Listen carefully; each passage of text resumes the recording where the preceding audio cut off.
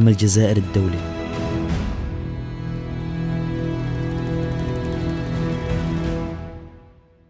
مدينة الجسور المعلقة في الجزائر. والفقراء ضياف الله عمرها وتمرها. قيد العراس لأول مرة. يا رسول الله هدي بيت الله، والفقراء ضياف الله عمرها وتمرها. شاهد يا رسول الله ولا إله إلا الله. تقريبا شوفوا زي الأعراس عندنا كيف طلعوا فاردة. يلا السيارات كلها بتطلع مع العريس، كلهم بصيروا يزمروا معهم البارود، ما بتخرج سلاح حي. فبنطلقوا هون عشان يجيبوا العروس هسه من باب بيتها، وننطلق وين؟ على الصالة. وهاي الفرقة جاهزة، وهسه الناس راح تصير تنادي. دوما العرس عنا كيما نقولوا حنايا توراث تقاليد، ومرحبا بكم في قسنطينة. ورج مازال مفتوح.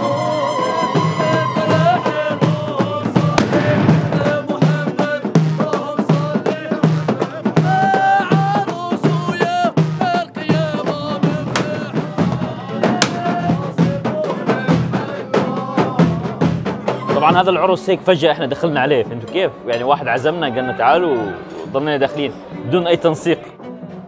اكل اهل قسنطينة تمام. شو بياكلوا؟ شخشوخة. هيك اسمها. هذا الطبق بالاعراس هيك بحطوه كميات هائلة. شخشوخة اكل تقليدي في قسنطينة. في العراس تاعنا يعملوها في الغداء وفي العشاء. تحلية.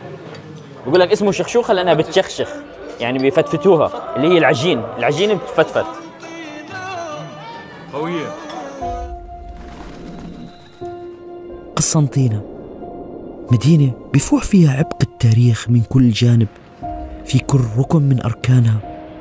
هي شاهد على حقبة تاريخية ممتدة سميت بهذا الاسم. هي قسنطينة. اسمها قسنطينة نسبة إلى الإمبراطور الروماني قسطنطين اللي أعاد بنائها، مدينة العلم والعلماء. واليوم احنا في المدينة هاي لنتعرف عليها ونتجول في شوارعها ونجرب أكلها. سقنا 4 ساعات بالسيارة من العاصمة الجزائر.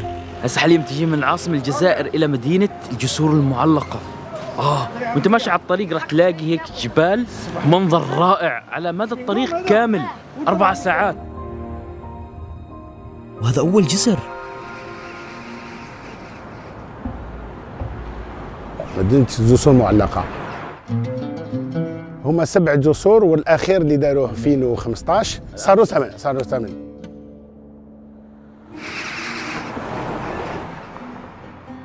نحن نعبر الجسر. هسه احنا قاعدين بنعبر من جسر، تخيلوا تحت ما في شيء. هاي المدينة انولدت قبل 2000 سنة، قديمة، مرت عليها حضارات. مدينة الجسور المعلقة. اللهنا اللي مقابلنا هذا جسر سيدي مسيد، هو توأم مع جسر سيدي راشد، مع انه مخيف. تحت في نهر، في جسر ثاني كمان تحت، جسر معلق فوق. هاي المدينة عجيبة، بس هيك محربنا هيك بين الصخور والجبال، بتمر هيك وتتفرج على هالمناظر الحلوة. شوف منظر عجيب.